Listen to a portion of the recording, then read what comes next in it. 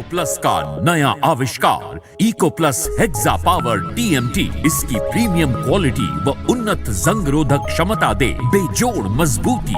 Eco Plus cement और steel, इस पर है देश को भरोसा। खुदी को आजमाया है तो ये अंदाज आया। तुम में भी मैं हूं शुद्ध प्लस पान मसाला। जब पशुओं को मिलेगा प्यार और मिल्को मोर पशु आहार तो दूध बहेगा, मुनाफा बढ़ेगा। मिल्को मोर पशु आहार। नमस्कार, आप देख रहे हैं लोकमंच न्यूज और मैं आपके साथ प्रियंका राजपूत। बुलेटिन की शुरुआत करेंगे इस वक्त की अहम खबर के साथ और सबसे पहले बात करेंगे भोपाल की। भोपाल के शहर काजी ने जुमे की आपको बता दें कि नमाज से पहले इस्लाम धर्म मनाने वाली सभी महिलाओं से बुर्का और हिजाब पहनने की अपील की है। शहर काजी ने कहा कि हमें जुम्मे की नमाज से पहले यह कहने की जरूरत इसलिए पड़ी क्योंकि कुछ बहन बेटियां इसमें कोताही बरत रही हैं और शहर काजी ने सभी मस्जिदों से अपील की है कि पैगाम सभी को बताया जाए। इससे पहले भोपाल शहर काजी सैयद मुश्ताक अली नदवी ने कहा कि हिजाब को लेकर जिस तरह की बहस और बवाल मचा हुआ है वैसे हालात की जरूरत नहीं है। हर मजहब के मानने वालों को धर्म की मान्यता के मुताबिक कपड़े पहनने की आजादी है। अब ऐसे में हिजाब या बुर्के को लेकर अलग से बहस करने या नियम लागू करने की क्या जरूरत है। शहर काजी ने भोपाल के लोगों से मामले में धैर्य और सद्भाव रखने की अपील की है।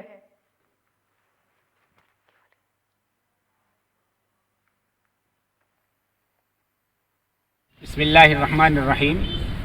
सबसे पहले तो ये समझ लेना चाहिए कि थोड़ी गलतफहमी हुई। गाइडलाइन नहीं, हमारी गाइडलाइन तय है।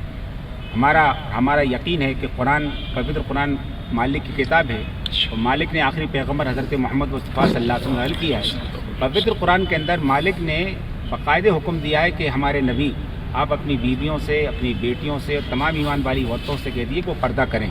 तो पर्दे का हुक्म आज से 1450 साल पहले मदीने के अंदर नाजिल हो चुका है, जब से लेकर नाजिल हो रहा है। अब इस दर में थोड़ी सी कोताही पाई जा रही थी। तो अभी जो मौजूदा जो हालात बने हैं, लोग ये समझ रहे हैं कि नई बात है। अरे पर्दे का हुक्म से 1400 साल पहले नाजिल हो चुका है और हमारी वो बच्ची इसी पर अमल कर रही थी। उसके माँ बाप ने उस पर तरबियत की, उसको बताया कि बहैसियत एक मुसलमान के, मालिक को मानने वाले, मालिक की तालीमात पर यकीन करने वाले इंसान, वो चाहे मर्द हो या औरत हो, उसको मालिक की तमाम अहकामात पर अमल करना चाहिए। उसकी तरफ से आदेश मिले तो उसने अमल किया। अमरोहा से बड़ी खबर सामने आ रही। बता दें कि उप मुख्यमंत्री केशव प्रसाद मौर्य अमरोहा पहुंचे। बड़ी खबर आपको अमरोहा से बता रहे हैं। बीजेपी प्रत्याशी राजीव तरारा ने जोरदार स्वागत किया। धनोरा विधानसभा से बीजेपी प्रत्याशी के लिए जनसभा आयोजित की गई। बता दें कि धनोरा विधानसभा में सार्वजनिक सभा को संबोधित भी किया। बड़ी खबर आपको बता रहे जहां पर उप मुख्यमंत्री केशव प्रसाद मौर्य अमरोहा पहुंचे और जहां पर बीजेपी प्रत्याशी राजीव तरारा ने जोरदार स्वागत किया। और साथ ही आपकी जानकारी के लिए बता दें कि धनोरा विधानसभा से बीजेपी प्रत्याशी के लिए जनसभा कर रहे हैं, तो वहीं पर धनोरा विधानसभा में सार्वजनिक सभा को संबोधित किया।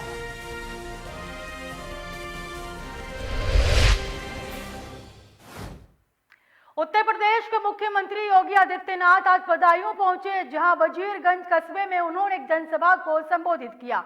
योगी आदित्यनाथ ने कहा कि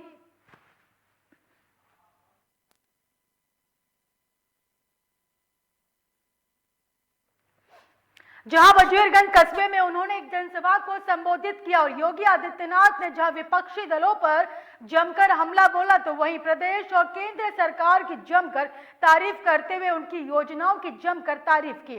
मुख्यमंत्री योगी आदित्यनाथ ने कहा कि 5 साल पहले पेशेवर माफिया व्यापारियों का शोषण करते थे और सौदे किस्म के लोग लड़कियों को छेड़ा करते थे, लेकिन 5 साल में यही अपराधी गले में पट्टा डालकर जान की भीख मांग रहे हैं। उन्होंने ये भी कहा कि कोरोना काल में विपक्ष का कोई नाता नजर नहीं आता और केवल बीजेपी के कार्यकर्ता ही सेवा कर रहे थे।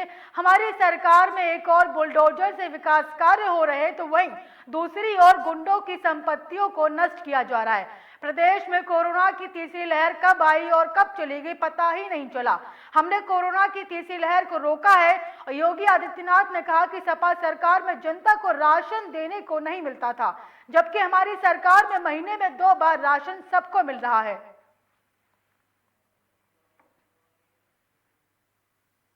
शामली से बड़ी खबर सामने आ रही है। बता दें कि मतदान का समय खत्म हुआ। बड़ी खबर आपको बता रहे हैं, जहां पर खबर सामने आई है ईवीएम मशीन में कैद हुई सभी प्रत्याशियों की किस्मत। और शामली में मतदाताओं ने ईवीएम में बता दें कि प्रत्याशियों की किस्मत को कैद कर दिया है। 10 मार्च को इसका फैसला होगा। बड़ी खबर आपको शामली से बता रहे हैं।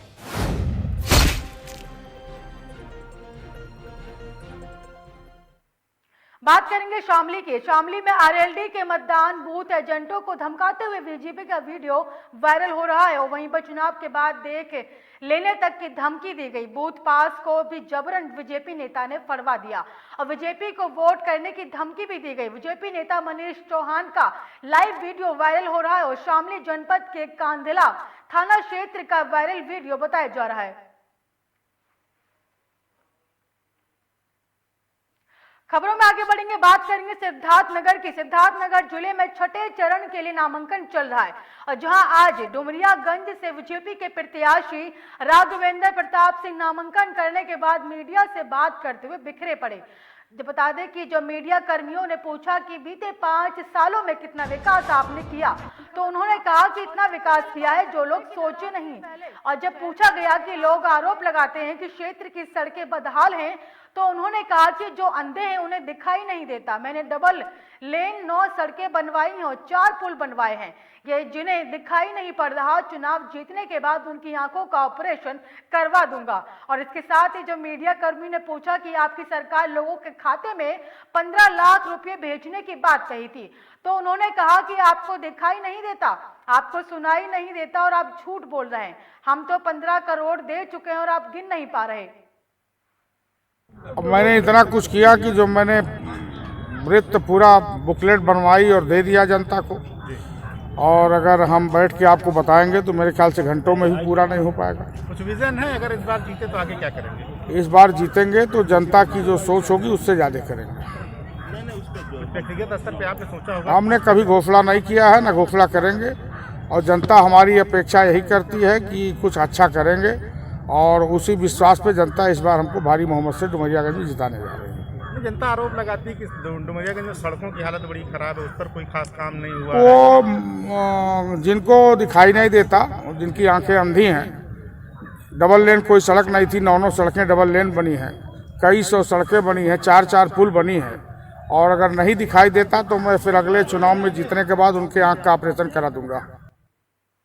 बात करेंगे सोनभद्र की। यूपी विधानसभा के 7वें चरण के चुनाव को लेकर आज से नामांकन प्रक्रिया शुरू कर दी गई है। सोनभद्र के चारों विधानसभा रॉबर्टगंज, घोरावल, ओबरा और दुग्धी के लिए नामांकन प्रक्रिया शुरू की गई। तो वहीं आज 4 प्रत्याशियों ने पर्चा दाखिल किया और जिसमें रॉबर्ट्सगंज विधानसभा 401 के लिए कम्युनिस्ट पार्टी से विजय शंकर यादव और घोरावल विधानसभा के लिए जिला पंचायत सदस्य मोहन कुशवाहा सहित कुल 4 लोगों ने नामांकन पत्र दाखिल किया। नामांकन प्रक्रिया के लिए कलेक्ट्रेट परिसर से 100 मीटर पहले ही वाहनों का आवाजाही बंद कर दी गई। सर, आज से नामांकन प्रक्रिया यहाँ पे शुरू हो गई है। सर, सुरक्षा को लेकर के क्या व्यवस्था किया गया? नामांकन प्रक्रिया के पहले हम लोगों ने एक मीटिंग की थी, उसमें पॉलिटिकल पार्टीज़ को भी इन्वॉल्व किया गया था और उसके साथ ही जो हमारे अधिकारी वहाँ पे लगे हुए हैं उनको भी उस मीटिंग में बुलाया गया था।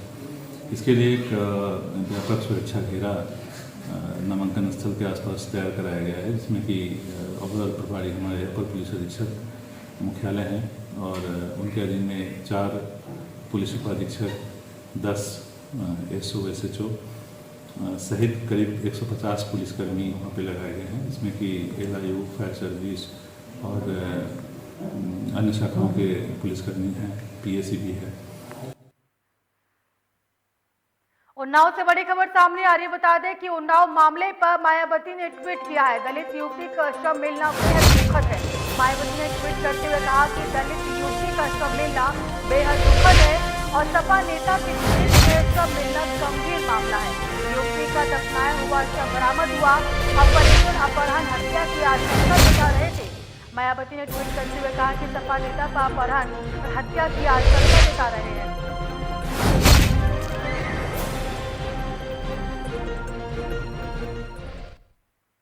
कांग्रेस पार्टी के राष्ट्रीय प्रवक्ता रणदीप सिंह सुरजेवाला ने हरिद्वार पहुंचकर पत्रकारों से रूबरू हुए, तो वहीं सुरजेवाला ने उत्तराखंड में चल रहे चुनाव को लेकर भारतीय जनता पार्टी पर गंभीर आरोप लगाते हुए कहा कि इस देवभूमि में देववास करते हैं और मां गंगा माता का भी इसी पवित्र देवभूमि से आगमन होता था, मगर भारतीय जनता पार्टी ने इस देवभूमि को नशा भूमि बना दिया है।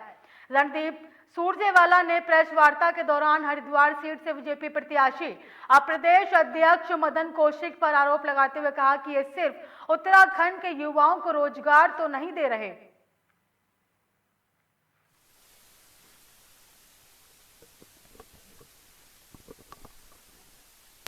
भाजपा जो है वो गैस का सिलेंडर 1000 रुपया से कम नहीं कर रही और 1200 रुपया चुनाव के बाद करेगी, इसलिए वो आपका ध्यान भटकाना चाहते हैं। क्योंकि मोदी जी 200 रुपए का तेल क्यों हो गया खाने का, इसका जवाब नहीं दे पाते, इसलिए वो आपका ध्यान भटकाएंगे। क्योंकि दाल 150 रुपया किलो क्यों बिकती है मूंग की, और मसर की दाल मुंह क्यों चिढ़ाती है, वो इसका जवाब नहीं दे पाते, इसलिए वो आपका ध्यान भटकाएंगे। क्योंकि पेट्रोल और डीजल 100 रुपया क्यों छू रहा है और 100 के पार कैसे हो जाएगा इस चुनाव के बाद, इसका जवाब नहीं देते, इसलिए आपका ध्यान भटकाएंगे।